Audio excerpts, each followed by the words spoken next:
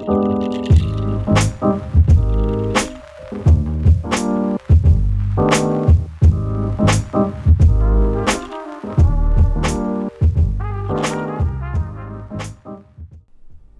this video, we show you how to troubleshoot and assemble the mechanism on your free flow dispensers. You can start by taking a Phillips head screwdriver and unscrewing the two screws on the front of the free flow dispenser. From there, you can pull out the handle as shown. Now you can pull off the black plastic base.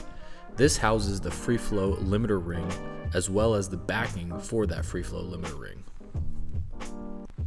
Now you can pull off the plastic backing to expose the spring. Oftentimes, this spring needs to be reseated to work properly. To properly reseat the spring, you'll need to take the second tab and insert it into the first slot on the back of the dispenser mechanism. Then, pull across to create tension and snap the spring into place. Now it's time to take the plastic backing and insert it back onto the dispenser mechanism. Simply place the tab as seen here and click into place.